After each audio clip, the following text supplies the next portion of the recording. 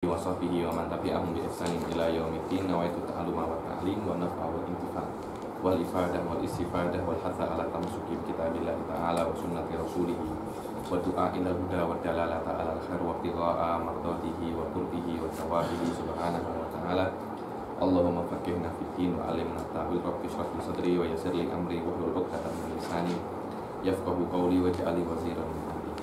Bismillahirrahmanirrahim. Bismillahirrahmanirrahim. Bismillahirrahmanirrahim. Bismillahirrahmanirrahim. Bismillahirrahmanirrahim. Bismillahirrahmanirrahim. Bismillahirrahmanirrahim. Alhamdulillah. Pada pertemuan lalu kita sudah membahas tentang sunanul wudu. Nah, pada pertemuan kali ini kita akan berusaha untuk menyelesaikan hal-hal yang berkaitan dengan wudu, yaitu makruhatul wudu dan nawaqidul wudu wa ma yahrumu ala man intaqada wudu. Makruhatul wudu maknanya hal-hal yang dimakruhkan ketika kita berwudu. Ketika kita berwudu, dibilang makruhatul wudu katsira. Makruhatul wudu ini katsira. Makruhatul wudu banyak. Siapa nak baca? Siapa nama? Nashwa. Atau silap, baca tersilap nama-nama.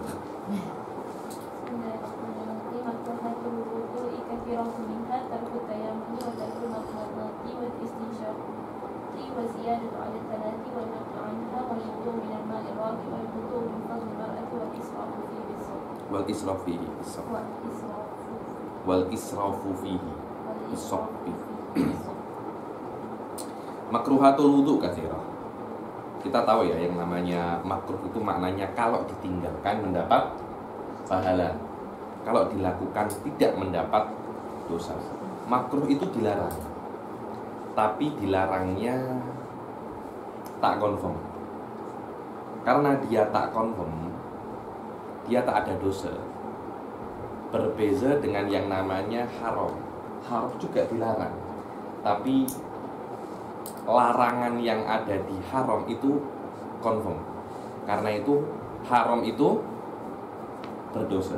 Haram itu berdosa. Makruhatul wudu, hal-hal yang dimakruhkan di dalam wudu. Banyak sekali hal-hal yang ada dalam wudu ini, banyak. Kan tetapi kita di dalam kitab ini kita hanya membaca beberapa saja. Yang pertama, tarkut tayammum. Makna makruhatul wudu juga di sini adalah kalau hal-hal ini kita lakukan, wudu kita sah.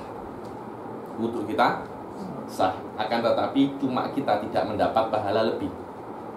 Oke? Yang pertama, apa saja yang kalau ditinggalkan itu mendapat pahala?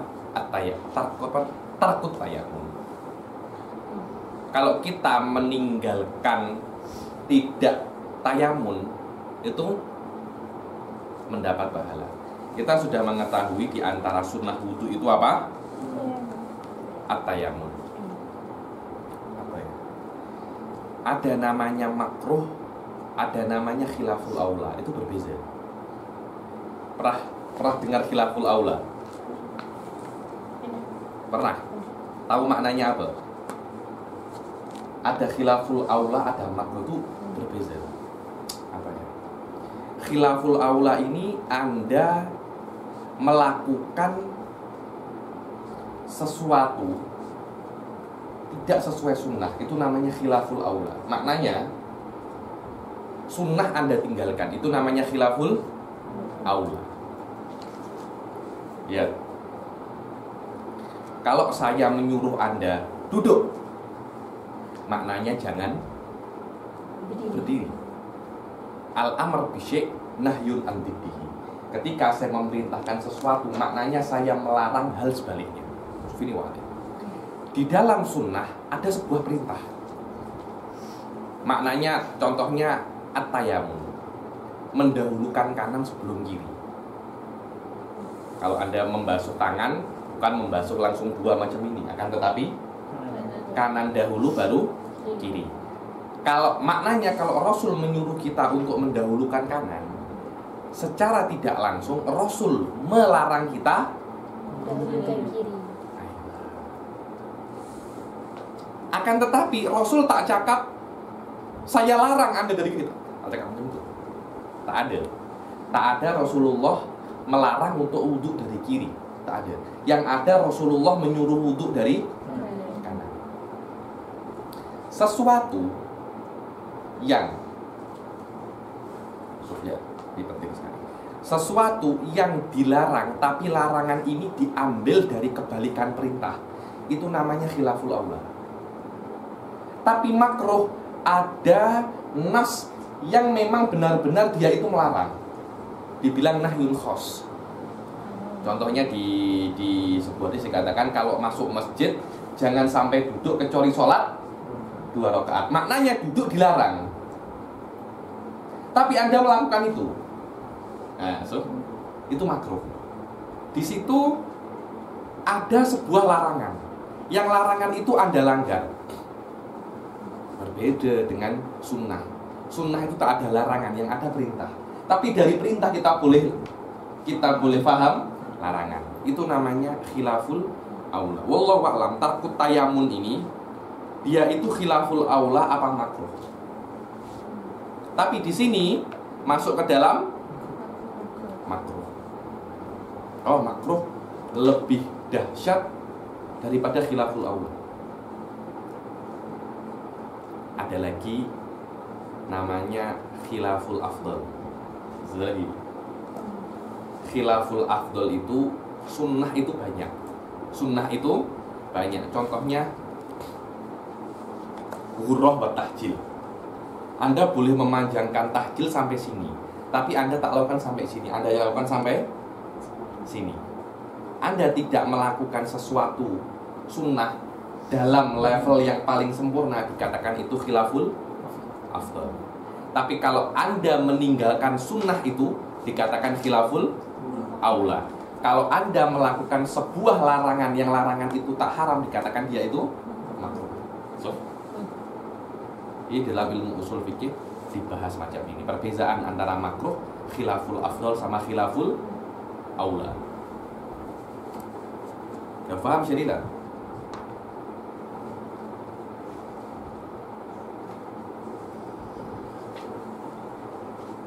Kalau paham saya tanya.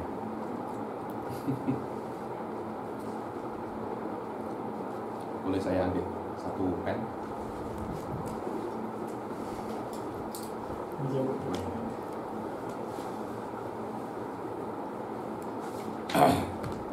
Oke, tarkut tayamum. Maknanya kalau ada seorang berwudu kemudian mendahulukan kiri dahulu, kemudian kanan, wudunya sah. Akan tetapi dia sudah melakukan suatu kemakruhan. Oke. Yang kedua, tarkul madmadoti wal istinsyaq. Madmadah wal istinsyaq ini memang sunnah dia memang sunnah. Akan tetapi sunnahnya ini tak sembarang, bukan sunnah biasa. Karena sebagian madhab mewajibkan istinsyaq. Madmadah tak istinsyaq wajib. Karena itu dibilang istinsyaq afdal minal madmadah. Kalau tak silap saya, madhab Ahmad bin Hambal mewajibkan istinsyaq. Sesuatu yang wajib di madhab lain, makruh kita tinggalkan. Kenapa? Karena ada possibility wudhu Anda tak sah.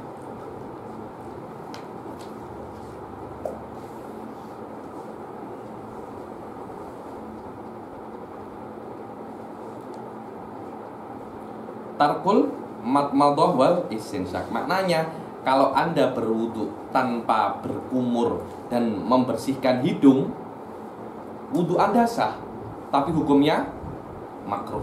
Bukan wudunya yang makruh, tapi Anda meninggalkan madmadah wal istinsyaq itu hukumnya makruh. Wudunya tetap sah, tetap mendapat pahala, tapi berkurang pahalanya. Itulah namanya makruh. Pahalanya berkurang. Sama seperti sholat jamaah. Sholat jamaah itu kan pahalanya seperti 27 kali sholat biasa. Itu di dalam kondisi paling sempurna. Tapi mungkin bisa cuma 2 kali sholat biasa, mungkin cuma 5 kali sholat biasa, tergantung bagaimana adab-adab seorang makmum dalam mengikuti imamnya. Kadangkala makmum ini terburu-buru, imam masih ghairil maghdubi alaihim waladdallin, Betul apa tak? Jadi tak tahu makmum itu cakap lin apa min, tak tahu. Sama. Waladhdallin. Terburu-buru. Kalau kita menjadi makmum, maknanya kita harus bergerak setelah imam. Imam dulu melakukan, baru kita melakukan. Kalau kita mendahului atau menyamai imam, pahala itu berkurang di saat yang kita sama. Contohnya ketika kita rukuk, maknanya rukuk kita 27 kali lebih afdol daripada sholat biasa. Kalau kita rukuk menyamai imam atau mendahului imam, maknanya rukuk ini akan hilang fadilah jamaah di situ. Jadi kadang-kala rakaat pertama 27 kali, rakaat kedua 5 kali, rakaat ketiga 7 kali, rakaat keempat 15 kali. Itu mungkin saja, secara possibility mungkin. Kenapa? Karena adab dari seorang makmum tidak diperhatikan ketika salat berjamaah, karena dia melakukan hal-hal yang makruh dalam sholat berjamaah. Hal yang makruh itu tidak menyebabkan kita dosa, tapi mengurangi pahala. So ini penting sekali.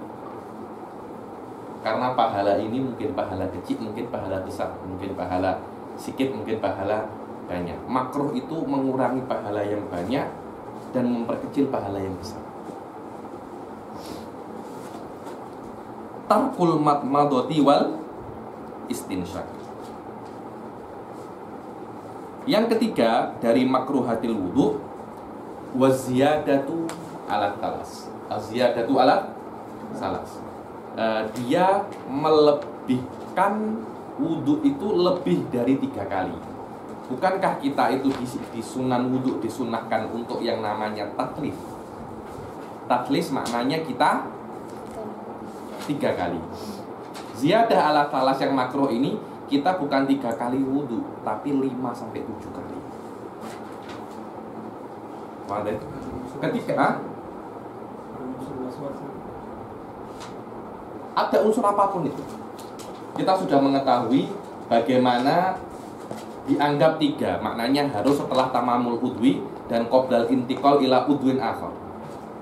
Setelah salat ini dilakukan dan dia sudah membasuh 3 kali, kemudian dia menambahkan dari 3 kali itu 4, 5, 6 kali, maka 4, 5, 6 kali ini makruh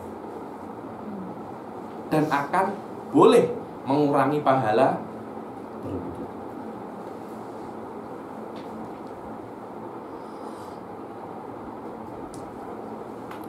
Waziyadatu alat talas, walaupun dengan unsur waswas. Oh, saya waswas, saya harus wudu, ziyadah alat talas. Makruh walaupun ada waswas, karena waswas itu penyakit jiwa. Penyakit jiwa. Sudah pernah saya ceritakan Sohibul Bughiyah mengobati waswas? Belum? Jadi ada orang waswas udah nak gila. Orang waswas nak gila. Akhirnya datang ke Habib namanya Al-Habib Abdurrahman Al-Masyhur. Habib Abdurrahman ini alim besar, punya kitab legend namanya Bughyatul Mustarsyidin. Pernah dengar? Itu legend, harus tahu itu. Bughyatul Mustarsyidin. Beliau ambil 7 fatwa ulama-ulama Hadramaut terkenal. Semua fatwa ini dirangkum menjadi satu kitab. Tak salah fatwanya Al-Qurdi, fatwanya bin Yahya, fatwanya siapa 7. Saya punya kawan research BA-nya, research degree-nya sekitar 70-80 page. Oleh 80 page itu oleh Habib Abdurrahman Al-Masyhur diringkas menjadi 4 line. 4 line. Saya cakap, riset Anda 70 line ini oleh Habib Abdurrahman Al-Masyhur di kitabnya Bughyah diringkas menjadi 4 line. Saya bilang, jadi tak ya, selain 4 line ini tulisan Anda ini sia-sia, memperbanyak page dan mensia-siakan tinta saja. Wallah. Imam Abdul Mansur legend, benar legend. Beliau ada orang datang ke beliau, Habib, saya ini was-was, saya merasa ada najis, padahal tak ada, cuma dia merasa ada najis. Terus macam mana Habib? Ambil kotoran binatang, apa dibilang? Hah? Tai binatang. Ambil tai binatang. Ya, jalan. Nah, cari tai binatang. Jalan sikit, dia menengok, Habib, binatang yang boleh dimakan, apa yang tak boleh dimakan? Oh, benar. Kan dalam fikih Syafi'i, kotoran binatang yang boleh dimakan ada pendapat kuat dia tak najis. Orang was-was ini sampai situ. Oh, pandai dia. Pandai, Paki. Habib, kotoran binatang yang boleh dimakan, apa yang tak boleh dimakan? Habibnya geleng kepala, yang tak boleh dimakan. Yang tak boleh dimakan. Oke, dia cari kotoran himar. Himar menurut Imam Syafi'i tak boleh dimakan. Himar yang kode. Himar ada dua, Sufyan. Satunya boleh dimakan, kita boleh dimakan. Himar yang tak boleh dimakan itu himar wahsy. Dan sekarang zebra. Kuda zebra itu bukan kuda. Itu masuk, menurut Arab, masuk dalam kategori keledai. Itu boleh dimakan. Itu boleh dimakan. Yang keledai yang dibuat tunggang itu tak boleh dimakan. Menurut mazhab Imam Syafi'i. Zebra itu dibilang keledai liar. Cuma orang Indonesia, saya tak tahu orang Malaysia macam mana. Orang Indonesia cakap itu kuda zebra. Itu bukan kuda. Anda kalau lihat, bodi dia tak macam kuda. Bodinya macam keledai. Dibilang ma huwa himarun wahsy, dibilang mukhattab. Yang macam apa? Ada apa? Ada lain-lainnya. Akhirnya dia cari, orang ini cari apa namanya? Tai himar. Ini Habib, tai himar. Macam mana? Taruh di poket. Sekarang sholat. Tapi macam mana? Sebelumnya Anda kan masih ragu-ragu. Ada najis apa tak? Ini yakin ada najis. Yakin, ada poket Anda. Tengok begitu, tengok ada najis. Sholat. Tapi sudah, katanya Habib yang suruh dia sholat. Kenapa? Ini Habib ini bukan Habib Abdurrahman Masyhur ini bukan cuma ulama, tapi dia juga dokter. Dia boleh mengobati apa? Kejiwaan. Ini bukan penyakit fisik, penyakit jiwa was-was ini. Akhirnya tak lama dari itu sembuh. Dari makin was-wasan kalau sudah kena. Wa na'udzu billah. Nah, saya pernah lihat orang itu punya was-wasah dahsyat. Benar itu. Habib besar punya was-wasah dahsyat. Orang bismillahirrahmanirrahim dia masih Allahu Akbar. Allah.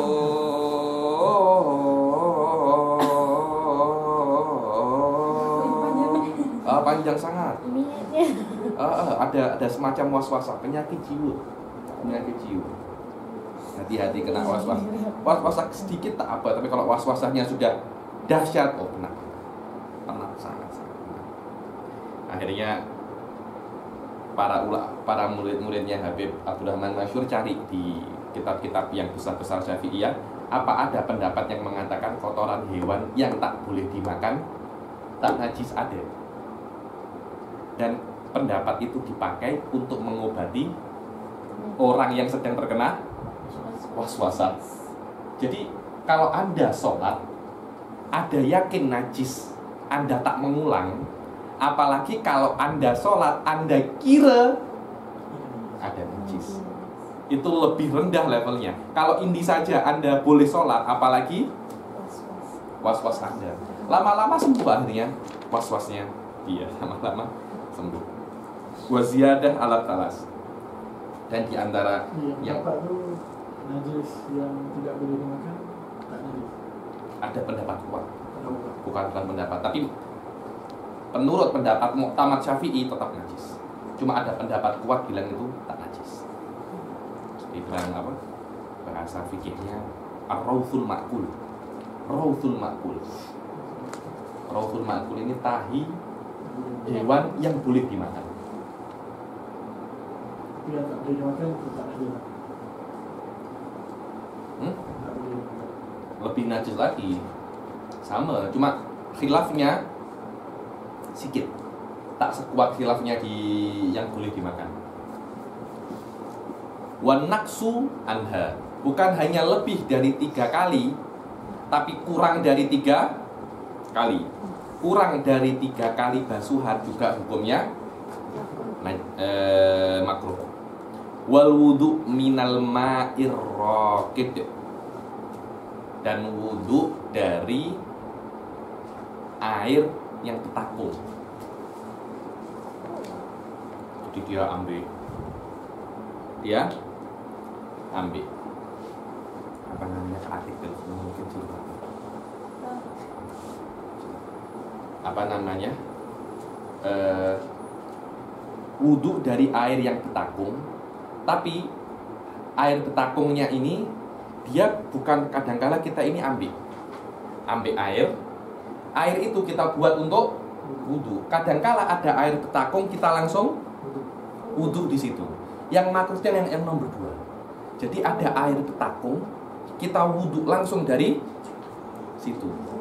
Tapi kalau ada air bertakung kita ambil dengan apa? Gayung kita atur. Dengan syarat juga air bertakung ini lam yastabhir. Lam yastabhir. Yastabhir ini tidak macam seperti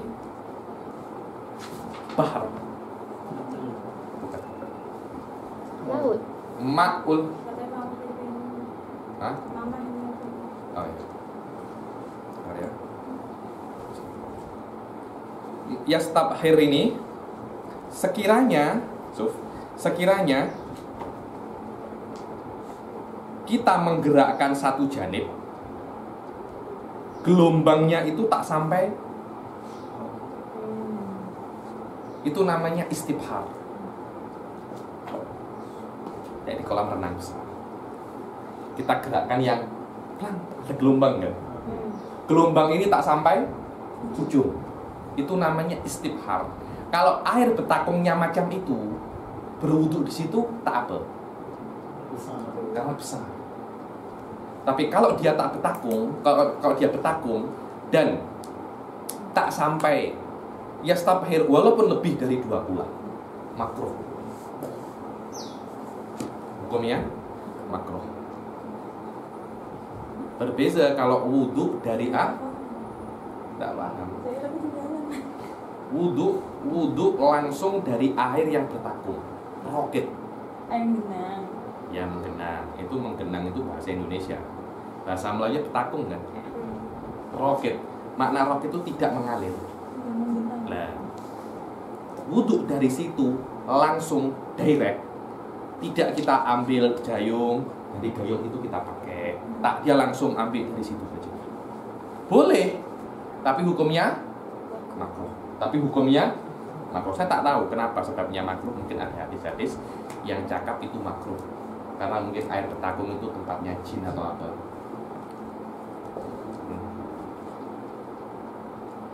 Berbeza kalau air itu bukan rokit tapi jari. Jari ini dia mengalir apa? Walaupun sedikit.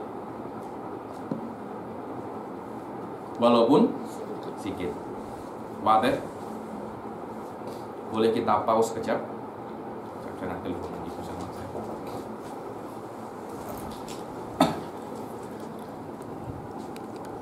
Okay. Yang selanjutnya adalah wal wudu min fadlil mar'ah. Bagaimana kita berwudu dan dimakruhkan bagi seorang laki-laki untuk berwudu dari sisanya wanita. Tak tahu ada apa sisanya wanita itu, memang ada hadis. Hah? Tak macam tuh, bukan sisanya wanita. Jadi ada air banyak ya, mungkin air siapa nama Nashwa wudu, masih ada sisa, zaman nak pakai, wudunya sah, tapi makruh. Mungkin ada virus taruh di situ, Nashwa tak tahu apa ya. Lihat, baca nomor 2, wa al murad ma fadula antoharotiha, yang tersisa dari air yang dia buat bersuci dia sendiri. Jadi ada 2 koid. Koid yang pertama sisa dari dia bersuci. Koid yang kedua harus wahdah. Bukan dia sama dengan suaminya. Kadangkala suami istri ini mandi bersama dengan menggunakan air. Air ini sisa, bukan sisa wanita itu sendiri, tapi sisa laki-laki dan perempuan bersama-sama. Itu tak makruh. Wah deh. Lihat, jadi ada 2 koid. Ma fadula antoharotiha walaput antakuna wahdaha wa in lam tamassahu, walaupun air itu tidak disentuh oleh wanita. Maknanya dia airnya banyak macam itu ya, dia macam ada pipe keluar. Wa in lam tamassahu,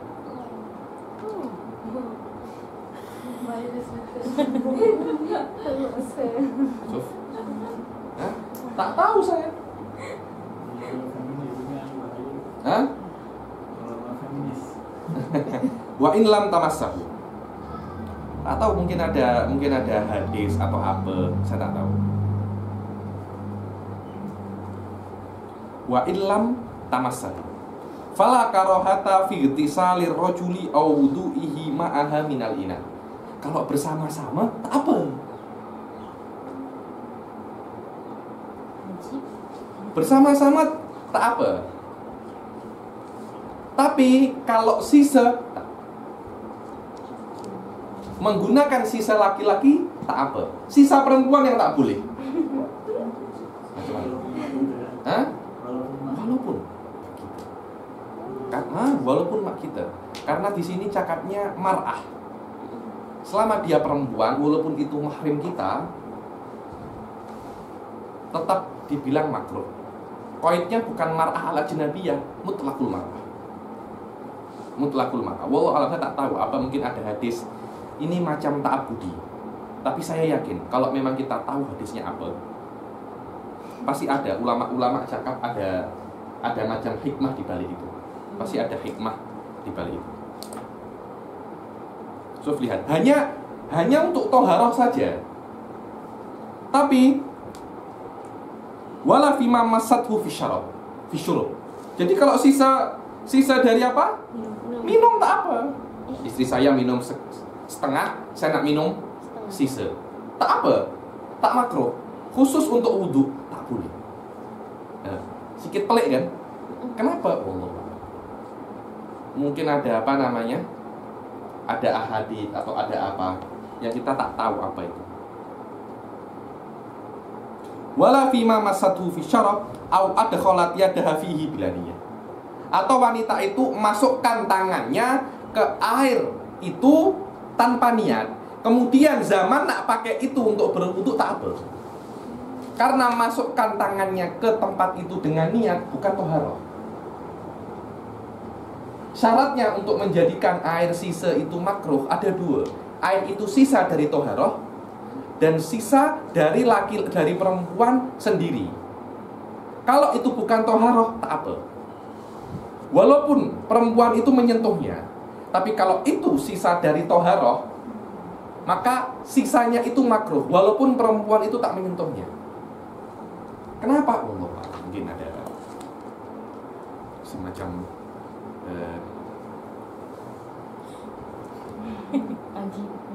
Jadi kalau cakap masih tempat khusus untuk wanita, iya. ambil dari situ. Wallahu a'lam, mungkin itu airnya air bertekung apa tak? Air bertakung apa tak? Mungkin. Allah. Kenapa nak cari air di situ Anda sudah apa? Sudah tahu ada salah masuk. Jadi ada orang tanya sama saya, Habib, kalau sisa LGBT macam mana? Sisa bondan, transgender, macam mana? So, macam mana ya? Kata-kata bondan atau di Indonesia lebih dengan kata-kata banci atau transgender atau apa? Bahasa Arabnya itu dibilang khunsa. Khunsa. Lihat, tolak ukur khunsa itu apa? Ini disebutkan di dalam kitab namanya Takmilah Subdatil Hadith fi Fiqhil Mawarith karangan Al-Habib Muhammad bin Salim bin Hafid, ayahnya Habib Umar. Beliau cakap di situ bahwasanya tolak ukur khunsa itu adalah seseorang mempunyai dua alat. Maaf, punya vagina dan punya zakar. Punya dua. Bukan hanya punya dua, dua-duanya berfungsi. Bisa, kenapa tak bisa? Secara teori boleh tak? Kenapa tak boleh? Boleh. Dibilang siapa yang boleh macam itu? Iblis. Iblis apa setan? Katanya ada seorang wali boleh melihat iblis. Dia melihat iblis memasukkan zakarnya ke vaginanya sendiri, keluar anak. Astagfirullahaladzim. Buat apa ini? Buat anak dengan dirinya sendiri. Subhanallah. Saya pernah dengar macam itu.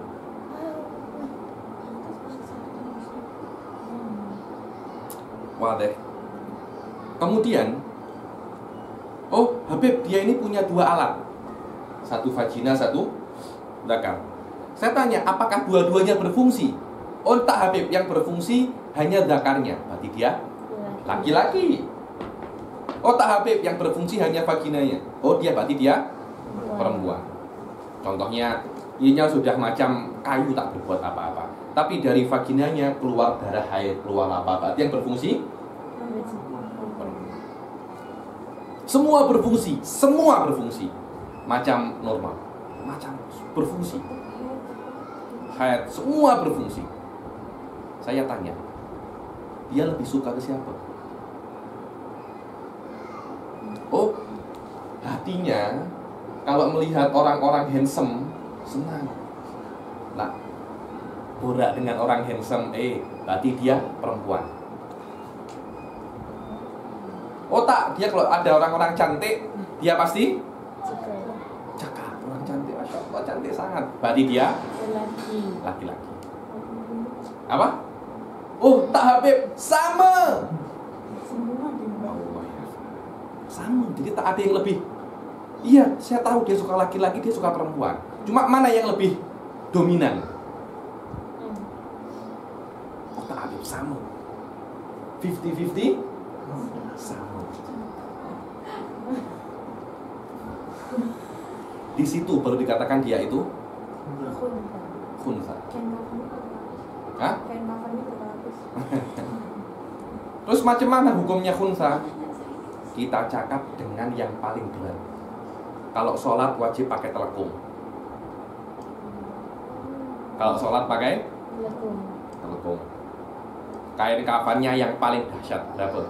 5, seperti kain kafannya perempuan. Habib, sama, tapi dia punya payudara besar.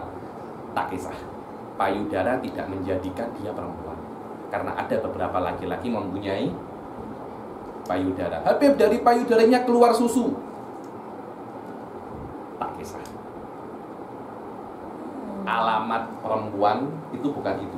Ada beberapa laki-laki keluar susu dari payudaranya. Kita lihat perempuan itu kalau ada mempunyai 2 kelamin, kita lihat dia haid tak? Tapi dia ini punya 2 kelamin, tapi dia boleh hamil. Sekarang dia hamil, nah, pasti dia perempuan. Macam mana? Dibilang yang terakhir bilang kencing dari mana? Apa? Kencing dari lubang vagina apa dari lubang zakar?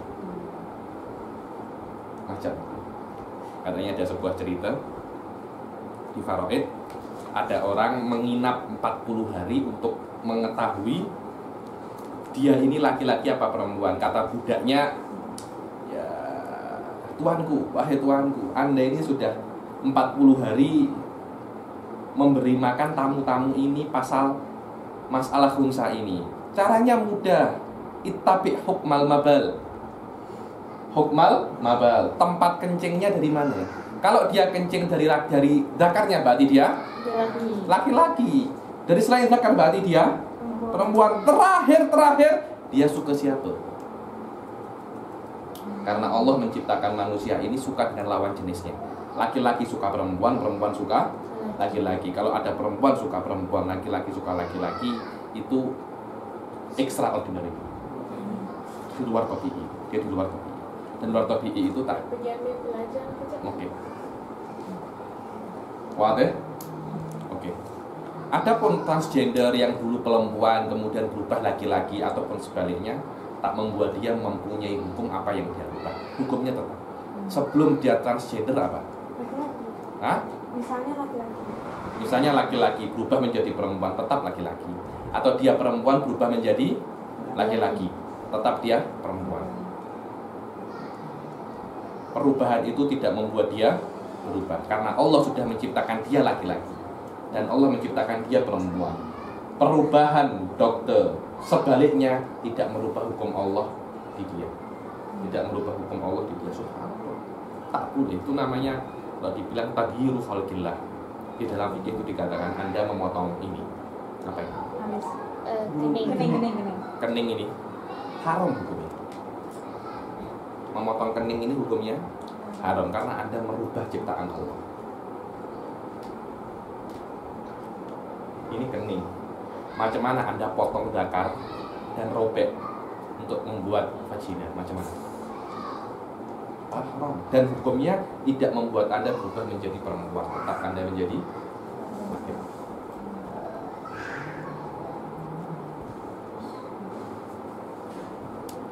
Wal wudu min fadlil mar'ah. Yang terakhir wal israfihi bisab. Dan Anda di antara yang melakukan wudu itu israfihi bisab. Apa israf itu? Boros. Apa bilang? Mubazir bisab. Jadi maknanya kadang-kala kita ini boleh wudu satu gayung ya, kita boleh satu dua. Tapi tak satu gayung ini hanya untuk segini. Jadi wudu ini macam apa ya? Hah? Ya macam itu. Jadi Anda menggunakan air yang mestinya sikit, Anda boleh menjadi apa namanya? Anda guna banyak. Walaupun Anda di lautan. Apa lautan Anda nak ambil berapa? Nak ambil 4 liter, 5 liter, 10 liter pun tak akan mengurangi lautan. Tak, walaupun Anda ala syat. Syat ini maknanya apa? Pantai. Walaupun Anda di pantai dan Anda menggunakan air untuk lebih dari biasanya tanpa ada hajat, makruh. Itu kalau air pantai dan air Anda sendiri. Kalau air masjid haram. Kalau air masjid haram, karena itu ada beberapa habib dulu, habib besar tahu dia hukum bahwasanya israf ini kalau di masjid haram, dan dia punya waswasah. Memang dia punya waswasah. Akhirnya setiap dia wudhu, bukan di rumah, wudhu di masjid, dan dia beri uang kepada takmir masjidnya. Benar, ini adalah ganti air yang saya pakai lebih. Wah, Anda kira Anda tak dihisap yaumul qiyamah pasal itu? Beda, tipis beda.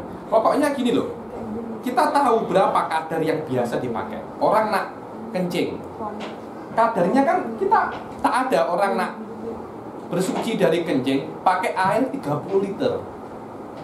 Tak ada pakai macam itu. Tak ada. Orang nak berwudu nak pakai 10 liter, tak ada. Apa ya? Selama Anda memakai lebih dari kebutuhan, lebih dari keperluan, tanpa ada pembenar, Anda di situ israf. Dan itu makruh kalau itu di pantai atau milik Anda. Tapi kalau itu milik orang lain atau milik wakaf, itu hukumnya haram.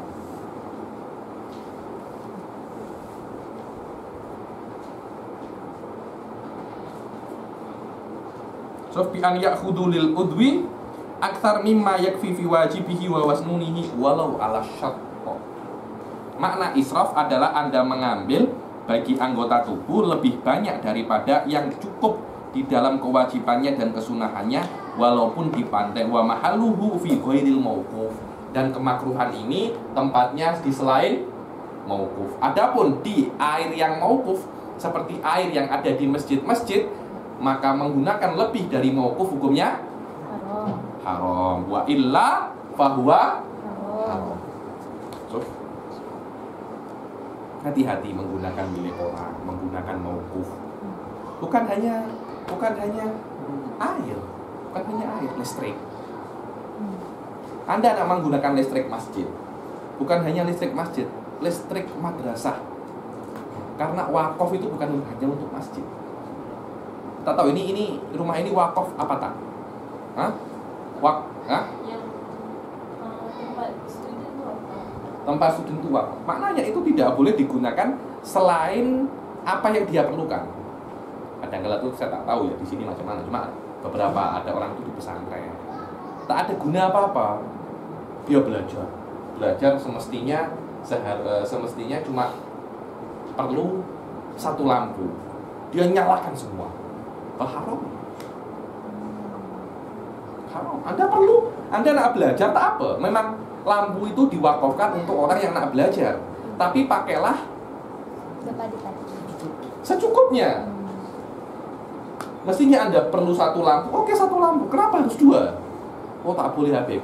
Mata saya kalau satu kurang, pakai dua. Kenapa harus pakai tiga?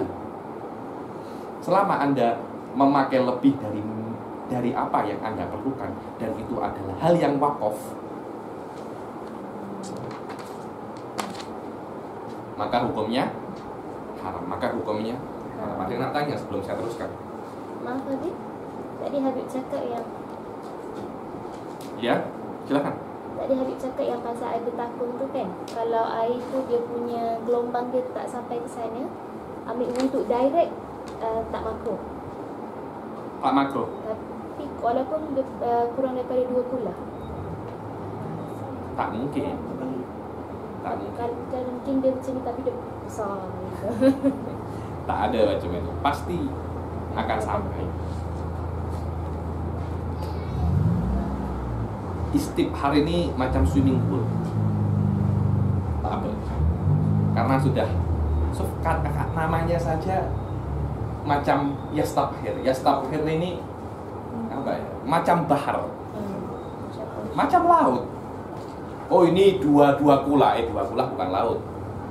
Air ini karena terlalu banyak sampai dikatakan dia macam laut. Dan karena banyak dan sedikit ini apa ya saya bilangnya? Dia ini nisbi, relatif. Banyak dan sedikit itu relatif. Macam uang itu banyak sedikit itu relatif.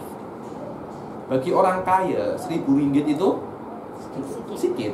Tapi bagi kita 1.000 ringgit hilang, kita boleh menangis 1 bulan. Ya Allah, uang saya 1.000 ringgit mana? Tapi untuk orang kaya 1.000 ringgit itu dibilang receh. Tahu receh? Receh itu uang kecil saja. Mungkin mereka ada satu mafia, anaknya kedinginan.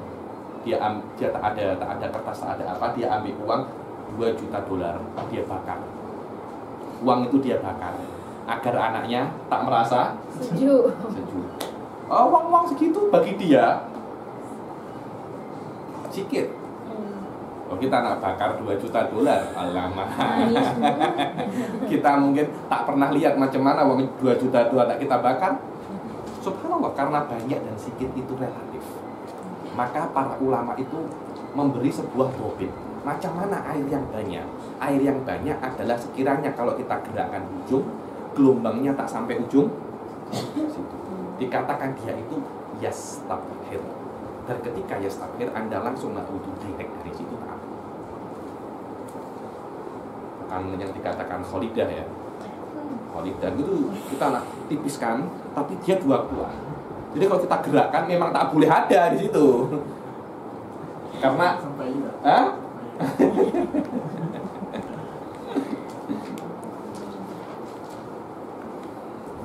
Dia terbalik ya, maksudnya kalau walaupun lebih menggunakan, tapi kalau sampai dia tak akan hias lagi. Iya, jadi yastabhir ini dia di atas 2 kulah. Dia di atas 2 kulah. Sampai dalam level dia itu macam laut. Dikatakan dia itu yastabhir. Wadah?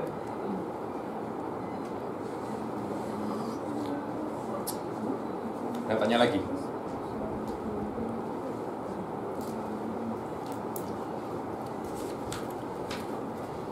Boleh? Oke, sekarang kita baca Nawaqidul Wudu. Silakan. نواقض الوضوء أربعة. الأول الخارج من أحد السبيلين إلى المني. الثاني زوال العقل إلا بنوع ممكن مقعده من محل خروجه. الثالث التقاء بشرتي الرجل والمرأة الكبيرين الأجنبيين من غير حائل. الرابع مس قبول الآدم أو حلقه دبره bukan halaqahu. حلقة دبره ببطن الراحة أو بطون الأصابع. Bab yang setelahnya adalah nawaqidul wudu. Nawaqidul wudu, hal-hal yang membatalkan wudu, hal-hal yang membatalkan wudu atau hal-hal yang menyebabkan hadas kecil. Itu namanya nawaqidul wudu. Banyak sekali takbir ini banyak, tapi nawaqidul wudu ini diantara takbir yang para ulama tak suka karena ada iktirafnya. Karena makna nakat ini maknanya mencabut dari akarnya. Mencabut dari akarnya. Maknanya kalau akarnya wudu itu dicabut, semua sholat kita itu tak sah karena wudu dicabut dari akarnya. Tapi bukan itu maknanya. Maknanya membatalkan wudu dan menjadikan kita mempunyai hadas kecil.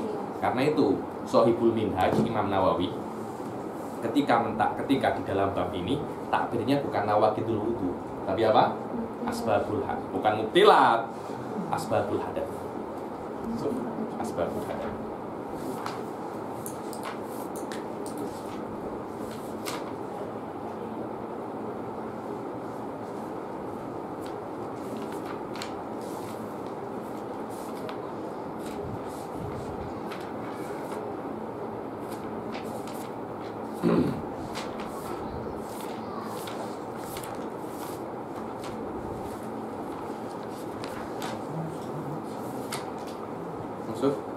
Babu asbabil hadas. Bukan bab nawaqidul wudu, tak ada. Babu asbabil hadas. Takriban takbir ini yang paling asoh. Macam tak ada yang nak komplain. Tak ada yang komplain. Jadi bilang asbabul hadas. Dia itu juga ada yang berbahasa. Hah? Yang itu datang dari segi masalah bahasa. Bahasa ya? Oh, tapi maksud saya bukan itu. Saya tak tahu maksud Anda. Saya tak tahu maksud Anda. Jangan cakap saya maksud ini, saya maksud itu. Selama maksud Anda tidak diberi sebuah tanda untuk menunjukkan Anda bermaksud itu, maka Anda tak bermaksud itu. Maksud Anda adalah apa yang Anda lakukan dan apa yang Anda katakan. Itulah maksud Anda. Selain itu saya tak tahu apa maksud Anda. Saya tak boleh husnudon dan saya tak boleh suudon.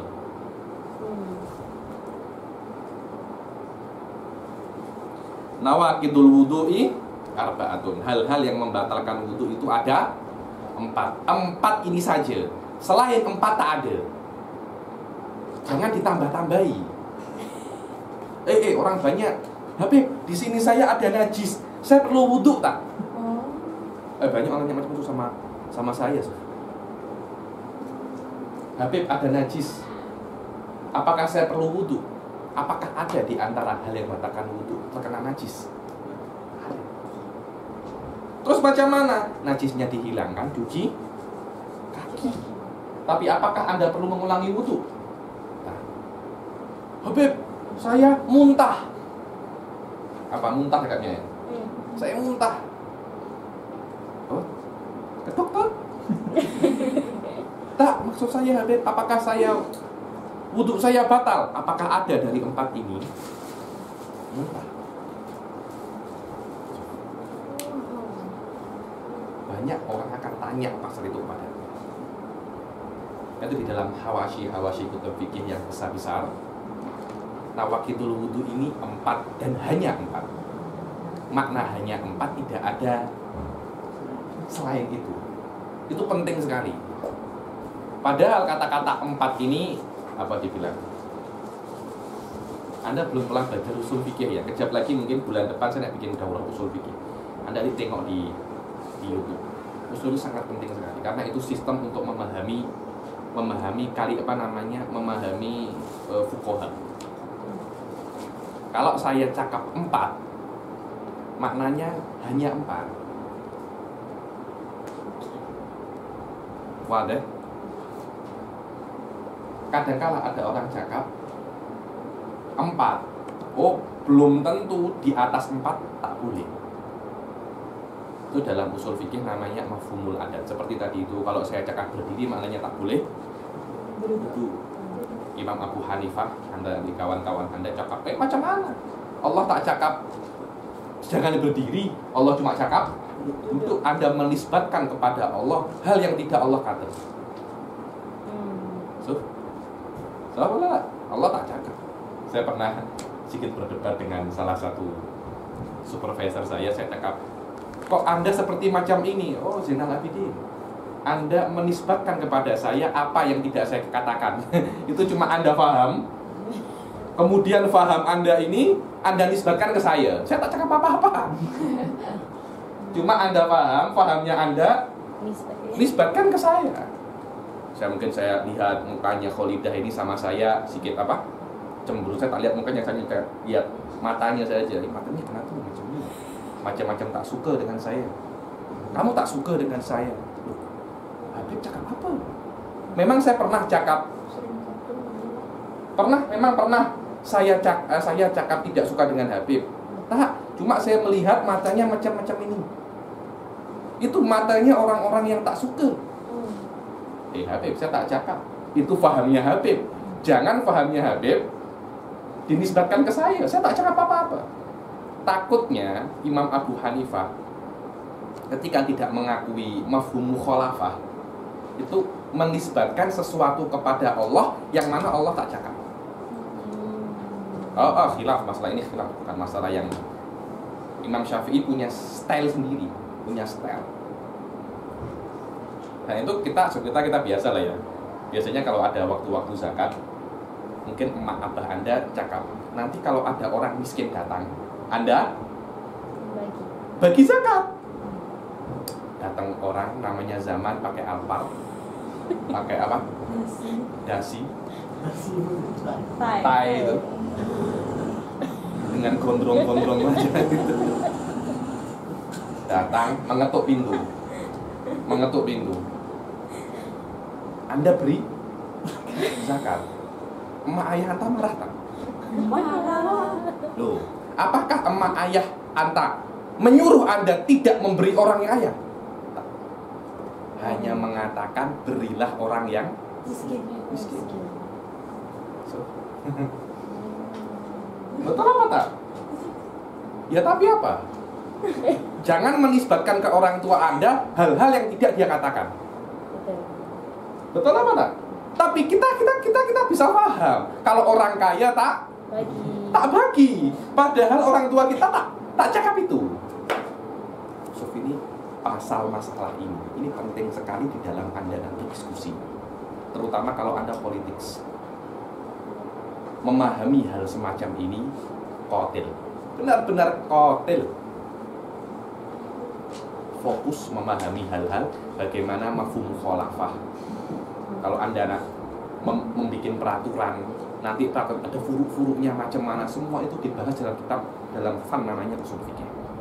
Itu saya bilang usul fikih ini bukan ilmu sistem untuk memahami kitab wa sunnah, sistem untuk memahami cara bicara, sistem untuk memahami semua poin, semua nusus, sawaun nusus syariah atau nusus qanuniyah.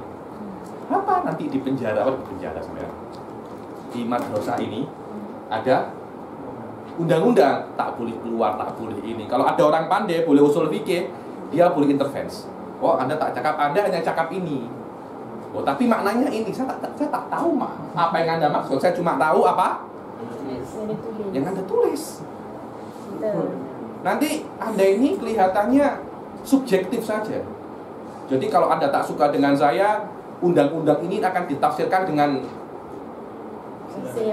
yang lain. Nanti kalau ada budak yang Anda suka, Anda tafsir yang lain lagi. Tak boleh macam itu. Anda harus objektif. Anda lihat undang-undang cakap apa dan lihat perbuatan saya. Oh, orang nak cakap pasal itu pada Anda. Lalu lihat kan? Karena yang namanya dunia itu terus berkembang, terus berkembang, terus berkembang. Semakin Anda belajar agama semakin dalam, maka Anda akan semakin kuat untuk menghadapi problematika umat ini. Benar, macam-macam orang itu nak tanya macam-macam. Dan kemarin ditanya, Habib, kenapa sholat jenazah dikatakan sholat jenazah? Benar ada tanya macam itu. Kenapa sholat jenazah dikatakan sholat jenazah? Tak ada rukuk, tak ada sujud. Kenapa? Ada cuma takbir, Al-Fatihah, Assalamualaikum, Assalamualaikum, Allahu Akbar 4 kali. Tak macam sholat-sholat yang lain. Kenapa dikatakan sholat? Oh, problematika macam-macam sekali. Macam-macam. Bagaimana Anda boleh menjawab? Kemudian agama ini bukan hanya digunakan untuk agama, tak. Ini adalah bagaimana style of thinking. Ini adalah level pertama yang saya ajukan kepada kalian. Dan ini level bukan level yang mudah. Ya, ini Anda berpikir di masalah fikih. Maaf, Anda di sini saya ajari untuk memahami apa itu nawaqidul wudu. Setelah Anda pandai 10 tahun lagi, 7 tahun lagi, Anda tidak berpikir di masalah ini, tapi Anda menggunakan masalah ini cara untuk berpikir. Lihat, yakni tafkir bil masalah, bukan tafkir fil masalah. Tafkir bi, with, bukan in the, with. Jadi Anda jadikan masalah-masalah ini cara berpikir Anda. Nah, jadi power. Oh, benar-benar power. Anda menggunakan qawaid fuqaha ini cara berpikir. Power itu power. Tak semua orang boleh macam itu. Yaitu yang dibilang faquhar rajul. Orang-orang fakih itu tidak menghafal masalah, bukan itu. Orang ahli fikih itu dia tahu bagaimana cara berpikir fuqaha. Maknanya dia menggunakan cara pikirnya fuqaha, masalah-masalah yang ada di sini, bagaimana masalah ini ada, dia menggunakan itu untuk menjadi landasan cara berpikir. Kalau Anda boleh sampai pada level itu, bukan Maulana lagi, Maulana semua. Maulaya Sholli semua. Oh, benar. Ini bukan saya bercanda, ini tapi itu level tak didapat dengan mudah. Dibilang kalau orang-orang ahli fikihnya cakap malakah fikih, ijtihad mutlak. Dibilang apa itu ijtihad? Orang sampai level Imam Syafi'i, sampai level Imam Malik, sampai level Imam Abu Hanifah, dibilang apa itu? Malakah. Itu malakah. Itu. Bagaimana Anda menjadikan masail ini asas berpikir Anda. Kemudian Anda sering praktis. Akhirnya secara tidak sadar,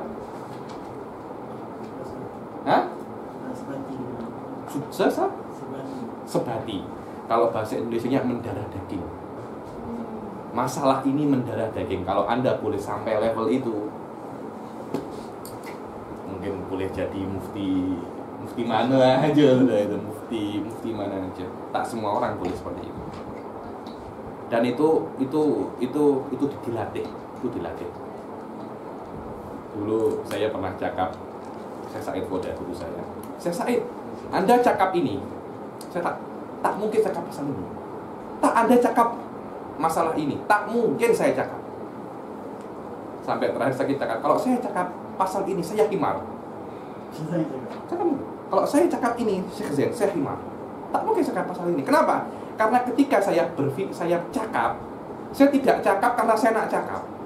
Saya cakap, saya menggunakan qawaid ilmu kalam dan qawaid mantik sebagai landasan untuk saya berpikir. Dan apa yang Anda katakan bertentangan dengan qawaid itu, tak mungkin saya cakap. Tak mungkin. Ketika saya cakap dan itu tak sesuai, ada macam warning. Mulut saya macam tak boleh cakap. Ada yang salah ini. Ada yang salah. Tergigit lidahnya lah. Hatinya tak tenang. Karena kenapa? Ada macam apa kalau dibilang firasat. Firasat. Ini tak benar. Yaitu namanya ilham yaitu. Namanya ilham yaitu. Ada semacam hal yang dia cakap ini tak benar. Kenapa? Karena dia menggunakan jalan yang benar. Akhirnya ketika dia tak sengaja salah, Allah beri dia warning. Jangan situ, balik. Jangan situ, balik sini. Dan kalau ada orang cakap, oh Ustazah Rasyika, Anda dulu pernah cakap pasal ini dan Anda bilang ini halal, mustahil saya cakap ini halal. Karena cara berpikir ini, hukum ini tak sesuai dengan cara fuqaha berpikir. Walaupun saya tak ingat, tapi saya boleh yakin mustahil saya cakap pasal ini. Jadi Anda boleh menangkis orang nak dibilang iftaro. Iftaro alallahi kadiba. Iftaro itu menisbatkan, dia bukan hanya berbohong, tapi menisbatkan kebohongan ke orang lain. Jadi ada dua kebohongan. Oh, khomer halal. Saya cakap bohong, khomer itu halal, bohong. Kemudian saya menisbatkan kebohongan ini ke orang lain. Itu namanya iftaro. Bukan kadiba bohong satu. Iftaro double. Bohongnya sudah bohong, Anda menisbatkan kebohongan ini ke orang lain pula, yang mana orang lain tak cakap itu. Jadi Anda bohong itu benar, dan Anda bohong, orang lain cakap itu. Itu namanya iftaro. Ataftaruna 'alallahi kadiba. Dan itu bukan level yang mudah, bukan level yang mudah. Itu level yang Anda harus sahirul layali. Kalau orang-orang Hadramut bilangnya yakhlitul lail bin nahar, mix sampai tak tahu mana pagi mana malam. Sudah pagi, sudah baru terus seperti itu 5 tahun, 6 tahun, 8 tahun baru boleh sampai level itu. Tapi kalau sudah sampai level itu, Anda menghadapi apapun tak akan goyah. Politik pasal apapun, orang nak bohong apapun, nak dusta apapun, mustahil. Anda hanya ketawa saja. Ini cakap tak tahu. Anda boleh tahu mana orang pandai dan mana orang bergaya pandai. Imamah macam ni. Imamah macam ni, macam tayar lori. Imamah macam tayar lori. Tunggu dia cakap apa? Cakap mulai. Cakap Wahdatul Wujud benar lah, macam ini. Apa ini? Macam itu. Ini yang saya ajari masih level 1. Bahkan masih di bawah level setengah. level setengah.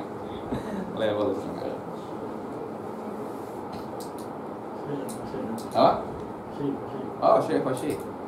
Anda kalau subhanallah dulu ketika saya belajar kitab Minhajut Thalib ini, kitab fikih tertinggi, matan tertinggi ini, setelah belajar ini Anda akan belajar namanya Umdah. Setelah Umdah Anda belajar Fathul Mu'in, setelah Fathul Mu'in belajar ini. Ada kalimat di dalam Muqaddimah Minhaj yang saya masih ingat sampai sekarang. Cakap apa?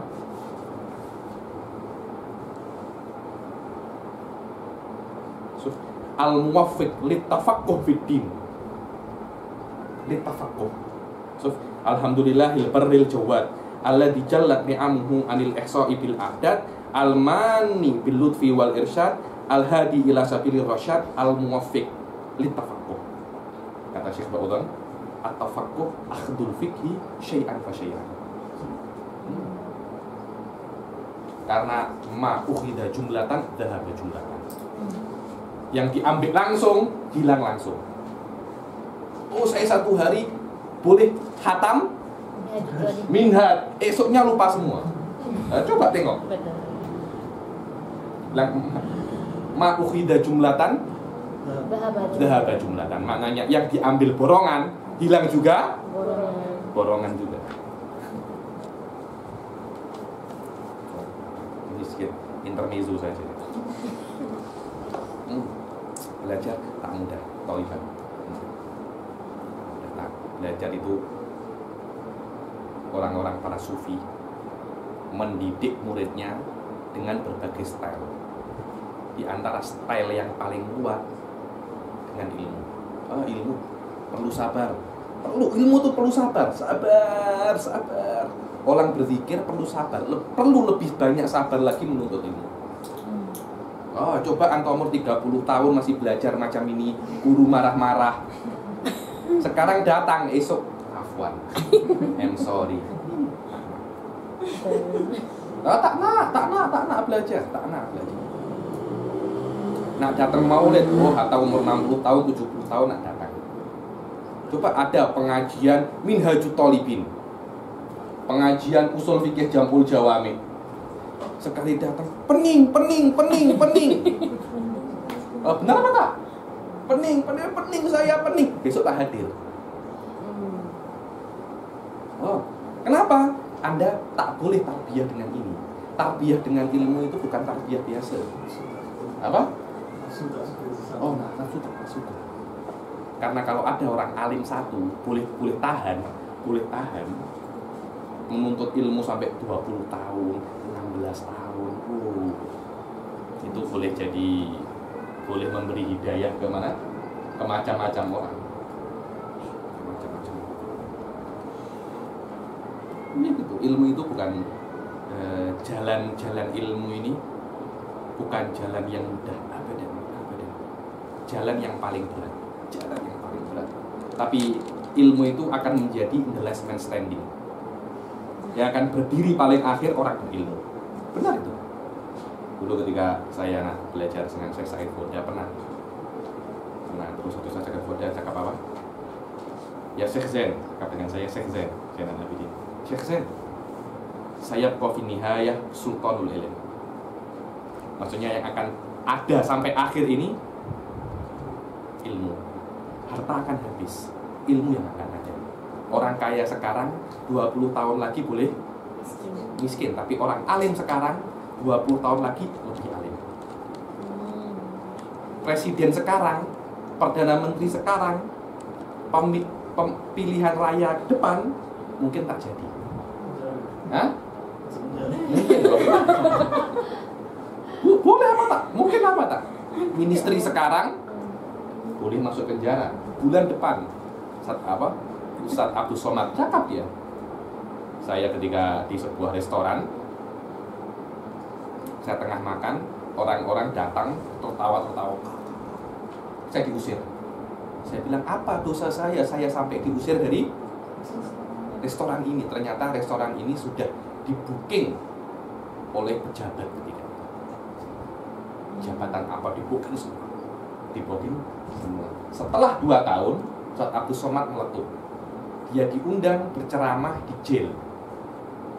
Dia melihat orang yang mengusir dia ada di jail.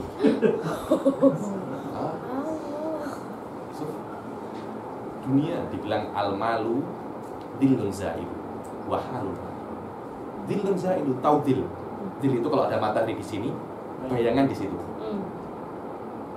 Matahari di sini, bayangan di sini. Maknanya bayangan akan di sini, akan di sini, akan di situ, akan di sini. Harta mungkin di Anda, mungkin di Anda. Biasa. Tapi ilmu tak ada. Macam itu. Sekali ada di Anda, akan ada di Anda terus dan terus. Karena itu semua kelezatan, subhanallah, ulama mutakalimin itu cakap, semua kelezatan hakikatnya menolak kesakitan. tahu ya. Makan nasi goreng sedap tak? Sedap itu bukan sedap, itu menolak rasa lapar Anda. Makan jagung manis sedap tak? Oh sedap, sedap itu tak sedap sebenarnya. Cuma lidah Anda itu macam menyiksa Anda. Terus ingin jagung manis, jagung manis, jagung manis.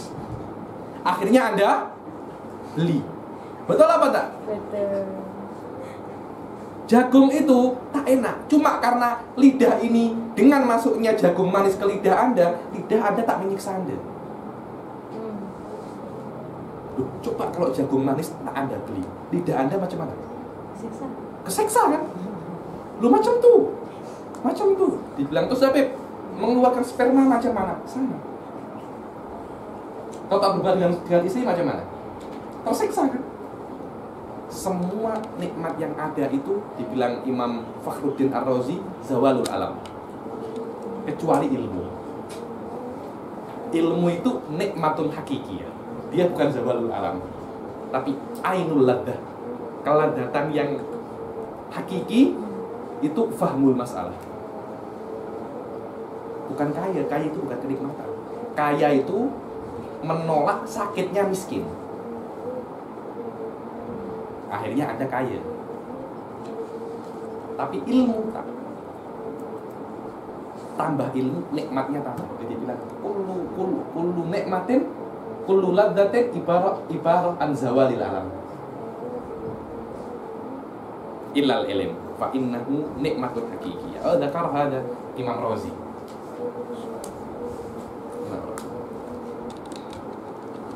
Dahsyat ya kalau mutakalimun menjelaskan tasawuf macam mana sebenarnya.